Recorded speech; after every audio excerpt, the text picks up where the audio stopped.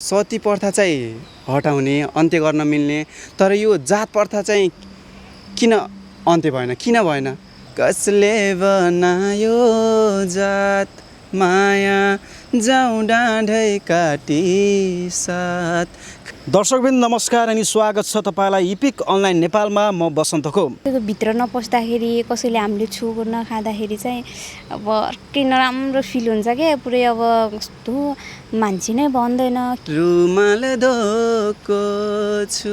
दर्शकवृन्द आज हाम्रो साथमा हुनुहुन्छ बहुचर्चित भाइरल जोडी सीता सुभाष 21औं शताब्दीमा पनि जडा गाडेर बसेको यस जातीय प्रथालाई चिरेर उदाहरणीय जोडी बन्नु भएको छ सीता सुभाष। आज हामी उहाँसँगका जीवन भोगाएका कुराहरू त्यसैगरी उहाँले भोग्नु परेका समस्याहरू चुनौतीहरू सम्पूर्ण कुराहरू आज हामी उहाँसँग लिनेछौँ। त्यति फरक हो मान्छे यो सानो यो ठुलो भन्ने त्यो मान्छेको मानसिकता मात्रै हो।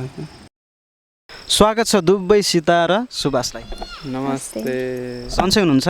हजुर एकदम। अनि तपाईँको सुरुमा चाहिँ भेट चाहिँ कसरी भएको थियो? हाम्रो चाहिँ कलेजमा भएको थियो। उहाँ चाहिँ अब गाउँबाट कलेज पढ्न आउनु भएको थियो त्यतिखेर। एउटै ठाउँको मान्छे हुनुहुन्छ तपाईँहरू?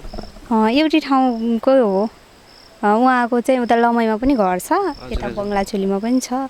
अनि त्यही भएर उहाँ चाहिँ यता गाउँदेखि उता घरमा पढ्न जानुभएको थियो नि त, त्यतिखेर भेट भएको। सुभाषजी तपाईँको यो कलेजमा भेट भयो भन्नुभयो उहाँले होइन, यो भेटघाटलाई प्रेमसम्म कसरी पुर्याउनु भयो? अब कलेज गइन्थ्यो उनले चाहिँ मलाई यसो वाच गरिराख्ने रहेछन् अनि मलाई खासै केही थाहा थिएन कसको मनमा को पछि आउँछ र होइन। सेक्सन पनि एउटै? सेक्सन सबै एउटै। अब इक्जाममा पनि हामी त एउटै कक्षामा पर्ने क्या, तलतिर माथितिर एउटै बेन्चमा नभए पनि तलतिर माथितिर पर्ने। अनि पछि फेसबुकमा फ्रेन्ड रिक्वेस्ट पठाएछन् अनि यसो फेसबुकमा कुराकानी भयो अनि फेरि क्लासमा पनि त्यस्तै गर्दा गर्दै यहाँसम्म। भनेपछि सुरुमा चाहिँ प्रेम प्रस्ताव चाहिँ उहाँबाट आयो भनौँ? प्रेम प्रस्ताव चाहिँ मैले राखेको पहिला सुरुमा, तर बोलाउन चाहिँ यतैबाट आएको हो। मन हजुरले पराउनु भयो सुरुमा अनि बिस्तारै प्रेमहरू बढ्दै गयो। एकदम। के कुरा मन पर्यो एकअर्काको भन्नुहोस् त सीताजी? मलाई त अब सबैभन्दा उहाँको बानी व्यवहार राम्रो लाग्छ। अब हुन्छ नि त, अब जिम्मेवारी छ उहाँको काँधमा होइन। अब घर परिवार फ्यामिली अब बुझेर सङ्घर्ष गरेर यहाँसम्म आउनु भएको छ। अब पहिलेदेखि नै अब यो क्षेत्रमा हुनुहुन्थ्यो। अब तिनी बानी व्यवहार यताउता सब राम्रो लाग्थ्यो मलाई चाहिँ। सीताजीलाई को चाहिँ तपाईँलाई के राम्रो लाग्यो बानी व्यवहार? यस्तो के पहिला के राम्रो लाग्यो भनेपछि सुरुमा कुरा गर्ने होइन। सुरुमा अब चिन्नु जानु छैन, 2-4 दिन 5-6 दिन लगभग यस्तै 10-15 दिन कुरा गर्दा गर्दै आफ्नै जस्तो कुरा गर्ने, एकदम हरेक कुराहरू मलाई सम्झाउने, एकदम आफ्नै जस्तो। अब त्यस्तो जस्तो हुन्छ नि, लभ नपर्दैछ अब एकदम एउटा गर्लफ्रेन्डले अभिभावकलाई अभिभावक जस्तो एकदम सम्झाउने बुझाउने, यस्तो गर यस्तो नगरे हुन्थ्यो भन्ने यस्तो कुराहरू धेरै केयर गर्ने के। अनि त्यही बानी मनपर्छ मलाई। त्यही जस्तो सीताजी तपाईँहरूले विवाहको प्लानिङ गर्नुभयो, अब चाहिँ विवाह गर्नुपर्छ भन्ने सोच आयो, यो कुरा घर परिवारले थाहा पाउँदाखेरि चाहिँ कस्तो प्रतिक्रियाहरू आएको थियो? अब हामीले भागेर बिहे गर्ने भनेर त्यस्तो केही थाहा पाउनु भएको थिएन, पछि थाहा पाउनुभएको। अब लभ परेछ भन्ने अब यताउता चाहिँ त्यो चाहिँ सबै थाहा थियो। अनि त्यसपछि अब यस्तो गर्नु हुँदैन, अब हामीभन्दा अलि सानो जात हो यस्तो यस्तो भन्नुहुन्थ्यो। अनि त्यसपछि चाहिँ हामीले अब भागेर बिहे गरिसकेपछि थाहा पाउनुभएको। घर अब हाम्रो लागि त मरिस यस्तै यस्तै। पछिल्लो समय कहिले कुरा भएको थियो तपाईँहरूको फ्यामिलीसँग? पछिल्लो समय त त्यही दिदीसँग भरि भएको थियो, अरूसँग भरि भएको छैन। अरूसँग पनि भएको छैन होइन? जस्तो अन्तर्जातीय विवाह गरिसकेपछि एउटा अझै पनि 21औं शताब्दीमा पनि यो मान्छेले छैन भने पनि यो जरा गाडेर बसेको छ यो जातीय प्रथा। तपाईँले के कस्तो समस्या भोग्नु पर्यो यो जातपातले गर्दा? अन्त धेरै समस्याहरू। अब म एक त अब हाम्रो गाउँमा पनि अब सबै छेत्री बाहुन मात्रै हुनुहुन्छ होइन, लगभग दलित हामी मात्रै छौँ। अनि त्यसमा पनि अब धेरै समाजले हेर्ने दृष्टिकोणमा होइन अब धेरै हेपाइहरू भोगियो। जस्तो अब राम रसहरूमा पूजाआजामा अब यस्तो हुन्छ नि, गाउँघरमा मासु काटेको बेला पछि पार्ने होइन, धेरै कुराहरू। अब घरभित्र पनि अझैसम्म पस्न दिँदैनन् होइन, त्यस्ता पनि छन् अझै गाउँघरमा। न तिनीहरूले आँट गर्छन् बोलाउने, न हामी अब जान त किन परेको छ र अर्का घरमा होइन, कहिले पनि अधिकार छैन होइन। तर हुन्छ नि त अब त सानो जातको हाम्रो भित्र पस्न हुन्न भन्ने त्यो भावना उनीहरूमा हुँदाखेरि अलिकति दुःख लाग्छ। जस्तो पहिलेदेखि तपाईँले चाहिँ यत्रो दुःख भोगिराख्नु भएको छ, तपाईँले विवाह गर्नुभयो, विवाहपछि चाहिँ कस्तो फरक देख्नुभयो या उस्तै? छैन फरक केही पनि। अब त्यो अब भने नि त अब यो प्रथा एकदम जरा गाडा छ के, यो रोग जस्तै हो कि। अझै पनि समाजमा विद्यमान छ यो छ। तपाईँको विवाहमा चाहिँ को उपस्थित हुनुहुन्थ्यो? मेरो बिहामा त एउटा मेरो भाउजू हुनुहुन्थ्यो 7 दिने, अनि एउटा अटोवाला ड्राइभर हुनुहुन्थ्यो यतै घोराई मसिनातिरको सायद, अनि उहाँलाई नै यसो बाटोमा भेट्नु भएको उहाँले, तिम्रो बिहे म गरिदिन्छु एउटा जङ्गलमा लगेर भनेर, यस्तै जङ्गलमा एउटा मन्दिर थियो अनि उहाँ गएर गरेको। अटो ड्राइभरले गरिदिनु भयो भन्नुभयो है? हजुर। मन्दिरमा किन गर्नु भएन?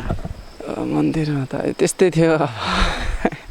अब पहिले चाहिँ हामी त्यो अम्बिकेश्वरी मन्दिरमा गएको थियौँ, अनि त्यहाँ चाहिँ अब यिनको फ्यामिलीबाट नि कोही उपस्थित नै, अनि हाम्रोमा मेरो भाउजू मात्रै हुनुहुन्थ्यो। त्यही भएर पण्डितजी अलिकति डराउनु भयो। फेरि पछि मैले के जवाब दिने होइन, पछि यिनको घरबाट केही आयो भने मैले के जवाब दिने भनेर उहाँले गर्दिन्न भन्नुभयो। धेरै प्रयासहरू गरियो, अनि नभएपछि अन्त गएर जङ्गल मन्दिरमा गएर गरियो। एकदम याद आउँछ नि अब अरू माइत जाँदा, अब अरूको दाइभाइ लिन आउँदा, अब बुबा आमा लिन आउँदा, अब फोन गर्दाखेरि अरूले अब एकदम जानु मन त लाग्छ। जस्तो सुभाषजी उहाँलाई विवाह गरिसकेपछि र सीताजी तपाईँको जिन्दगीमा आइसकेपछि तपाईँको जिन्दगीमा के कस्तो परिवर्तन आयो र कतिको खुसी हुनुहुन्छ? म त धेरै खुसी छु। के भनेपछि अब यस्तो पहिलेदेखि म त कलाकार क्षेत्रमा लागेँ मान्छे होइन, अनि अलिकति अगाडि बढ्न अलिकति गाह्रो भएको थियो। झनै यिनी आएपछि झनै सजिलो होइन, जे भए पनि सबैले चिन्नु भएको छ होइन, त्यही खुसी लाग्छ मलाई। अनि सीताजी तपाईँलाई चाहिँ कस्तो लाग्यो जो तपाईँले सोच्नु भएको थियो जस्तो श्रीमान हुनुहुन्छ उहाँ भइदिए हुन्थ्यो भन्ने सोच्नु भएको थियो, त्यस्तो पाउनुभयो कि नै? हजुर एकदमै। अब लगभग 3 वर्षै लभ परेको होइन, एकदम जानेर बुझेर विवाह गरेको हामीले चाहिँ होइन। अब पहिला नै मेरो लागि चाहिँ यो पर्फेक्ट छ है भनेर आएको म, अब मैले सोचेँ भन्दा पनि धेरै हुनुहुन्छ मेरो लागि होइन। उहाँले गर्दा नै अब म यहाँसम्म आएको छु, दुनियाँले चिन्न पाउनु भएको छ होइन। अब एकदम खुसी छु। मैले सोचे पनि छैन थिएँ म यहाँसम्म पुगौँला, म यस्तो गरौँला, यस्तो ठाउँमा हिँडौँला, दुनियाँले मलाई चिन्नु होला भनेर मैले सोचे पनि छैन थिएँ। एकदमै खुसी छु म चाहिँ।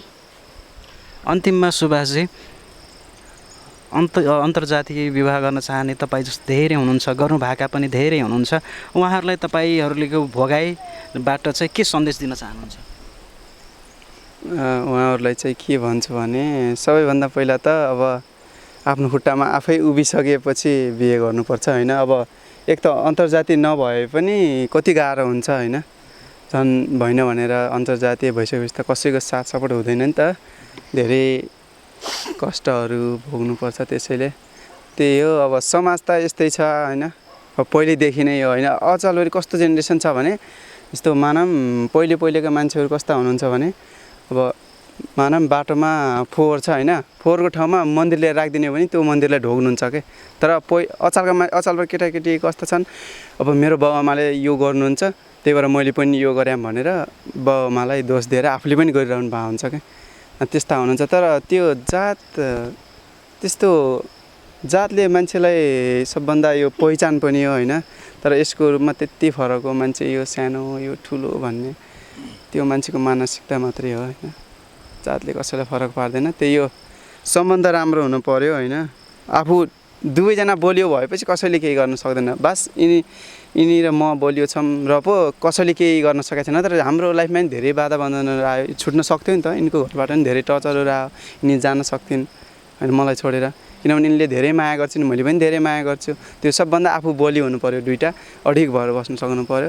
त बाहिरको त के भन्छ के गर्छन्, केही समाज र दुनियाँको नसोचेर आफ्नो सोच्नु पऱ्यो, आफ्नो भविष्य हेर्नु पऱ्यो होइन। बस